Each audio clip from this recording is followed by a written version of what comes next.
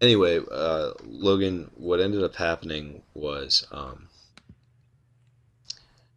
that as we went through, we realized increasingly that we were running out of design space, and it just sort of morphed, like it evolved over time to being less about the flip side of coins thing because we just had to, like it evolved out of necessity that we have different classes, and then out of that evolved an interest in doing varied characters.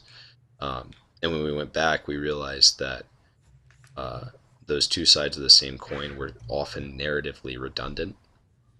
So we had to delete in the recent run through, I guess, as of October that I did, we have to delete like 4 or 5 classes, I think, completely, and replace them with other things that could support a character that felt different than all of the other characters within the race. Right. That spoke to something different, hierarchically or socioeconomically, I mean, uh, with or the yeah. with the wood elves specifically, Hmm. you could just make them not wood elves and make them elves. Well, unfortunately, uh, that's out of my hands now to a certain extent. Um,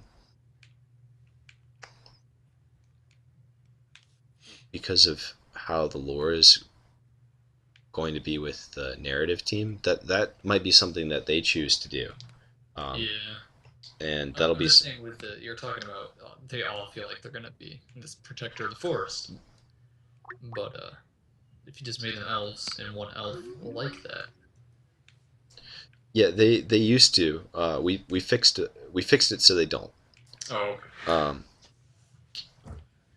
but yeah, there's like that might have been a good solution, and it's something that could probably still work. Is just having them be elves, but there is this lore wise, there's this divide between the dark elves and the wood elves, and there's reasons for why both of them exist and why both of them exist in different places.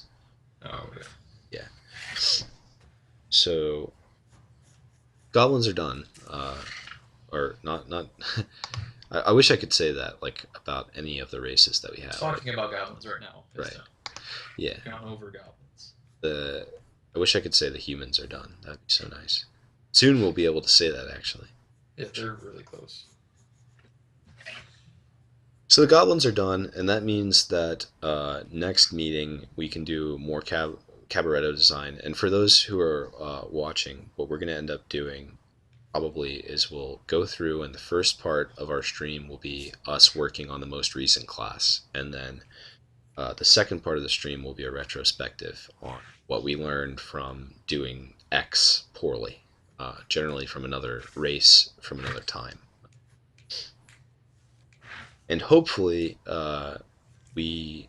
I think what we'll do next time, what would be better is if we tackle only 2 older classes, because it's kind of wearing to go through and read everything and look at where the issues are and see how bad everything is. At least for me, I don't Oh know. yeah, you're doing most of the talking. It's true. But you know most of what's going on. Yeah, and I don't even know if it's like yielding a terrible amount. I hope that it's helpful in some way, but I can understand when it kind of feels to me like I'm up on like a podium or something and talking to. Well, I mean, that's not a bad thing necessarily. No, but I've been in the classroom before, and it's hard for me to keep attention on something like that. And I don't think this needs to even be like you're a fairly competent designer in your own right. Um, Aw. a lot of the stop it. Stop it. Yeah. But a lot of the abilities that you've proposed have been very good ideas, and you're helping the design process move forward very quickly. Same with JJ. He knows a shit ton about design. Sorry to the other kid that Yes. I killed just now. Um, he knows a lot, and his opinion is very valid. You guys don't need me teaching you about design specifically. I feel like when the stream is on, I am more apt to go off on tangents about design in general, in case there are people who want to know more about that. And the longer that we spend on a kit, the less interested I become in that kit, the more interested I become in talking about design. Right, but even for the people who know what design is and they know how to design, they have a good sense. It still helps hearing all the technical process of it. it's just gonna make them better designers. Well, I hope so. I wouldn't At say least that. that's how I feel about it. Okay. Well, as long as it's yielding something positive, then I will keep rambling for hours. But I don't want to do that to you guys. Well, talking about all of the previous classes gives you a pretty nice, well, gives all of us a pretty nice context of where everything's really coming from. Okay. Yeah. And I mean, the whole what not to do type theme of tonight, um, or this evening, was probably pretty helpful. Okay. Well, what did you think of going back through, JJ? I think it's nice that we're not designing like that anymore. Yeah. I liked, being able to draw parallels, like how we handled the same situation differently, like with the Blight Martyr and the Ridsmith and Lost Rider and what was it, Splicer. Yeah. That's what I was saying earlier. You're definitely not making characters like that anymore. It's weird because it feels like someone else designed them. I mean, in a way. I Yeah. don't even remember designing those. Yeah. For sure. There's certain abilities that I remember thinking like, oh, this is really cool. JJ, this one's awesome. And JJ was like, yeah, this is so cool. And we were like, I guess we were just kids playing around with paint, kind of trying to get through a body of work to the point where we got confident in what we were doing. And I think that we were confident to a point. We just weren't constructing that confidence into anything that was going to last. And even if you go to the dwarves, I think I've maybe recommended that you do this before, or maybe I told someone else to, so don't feel badly. You haven't.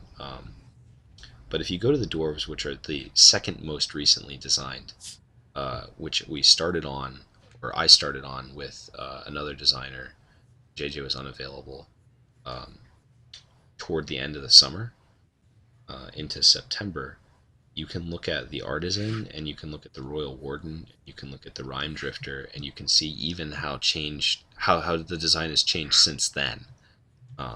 Like if you go to the Artisan, one of the most, I'll show you guys, those of you who are watching. One of the things that's changed tremendously is that I would never. Oh, I opened the human tree. Oh, I can't type in chat. You can't. They're asking who's Kirby/JJ. Oh, I'm Kirby. I'm the lead designer for Project Kingdom, which is the game that we're working on right now. JJ is the guy who just talked. Yeah. He's super cute. He has been helping to design this game for 3 years now, probably. Long time. Maybe longer than that. We've been working on the design side for a long time. What we're doing right now is a retrospective, looking at what we learned from the terrible design that we did before, and what we're doing immediately right now is looking at the second most recent race that we designed or went through and fixed a little bit. Pretty sad no one wants to know who I am. Uh, I'm not good. Well, okay, sorry. They didn't ask who you were. Oh yeah, no. Yeah. That's fine, so. This is Logan. Logan is a fairly recent add to the team, but he's been instrumental in getting through the last 2 classes for the humans thus far. He's got a lot of great ideas, which I think is, if I can make a more general statement, the most important thing for a designer. Because if you've got great ideas, you can learn how to be more critical of what you're writing. Stay in school. Stay don't in do school. Drugs. Leave school, design a game, somehow find a way to get paid to do that if you can. If you can't, live out on the streets and So you can. design skills relentlessly. It's going to take like 2 or 3 years, but eventually you'll get to a point where you're confident in what you're doing. Or you'll fake confidence and pretend that what you're doing is good. Like a lot of people do. Right.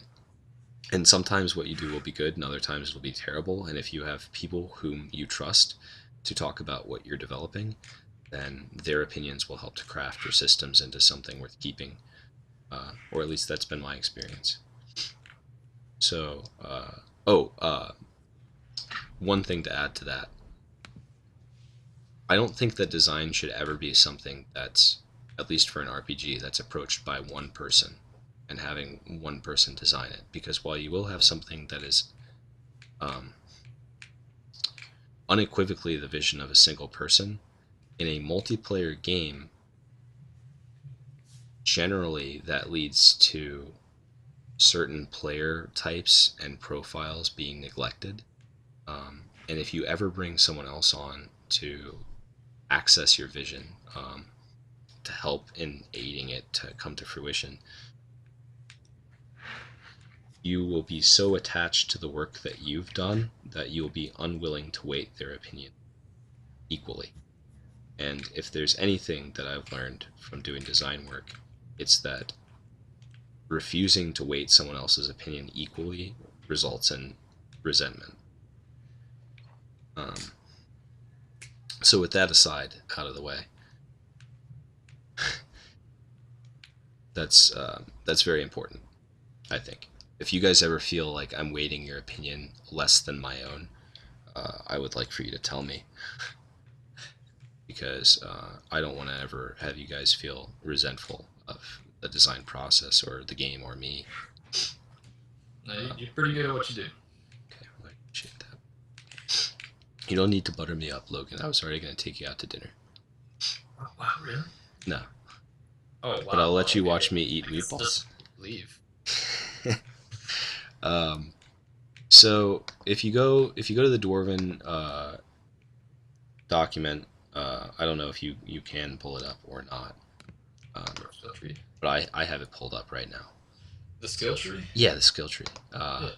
If you go to the second page and you zoom out to 50%, you can actually see all of it. I mean, the second page is completely blank. Second page? It's For the completely dwarf? Blank. It's completely blank. Really? At least in the files you sent me, yeah. Really? There's 5 pages, second page is blank. What? Yeah, man. Here. Let me know if this is the same page that you're accessing currently. It's still blank. For those of you on stream, I think you can see that there's a mass of text here. And unless it somehow acquired an invisibility passive in between looking at it and accessed it, which I don't think that the design has been able to do yet. It hasn't broken free of its page-based confines or developed sentience. Alright, so... Page 2. Yeah, there's just an extra page in the races and classes file. Because there's 4 pages on what you sent me instead of 5. Okay, so you're not seeing... On the first page, you should see Royal Warden. No, I've got it, yeah. Okay. It's what you're describing now, it's just previously. Oh. Yeah. If I could show you, I would, but... That's weird. So anyway, this is the artisan. Before this artisan, there was another artisan. And after this artisan, there will be another artisan. This massive brick of text was my attempt at the beginning of September to take the idea of a tower defense mage and make it work within the framework of our game.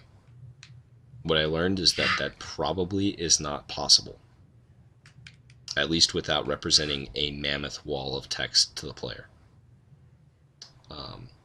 I tried to make structures that had their own branching evolution paths, and I tried to make summons that had their own branching evolution paths to a certain extent.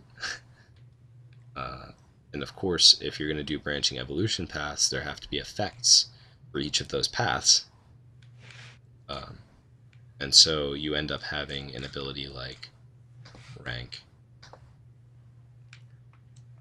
3, Wet Roth, that encompasses roughly a third of a page on its own at 8-point font.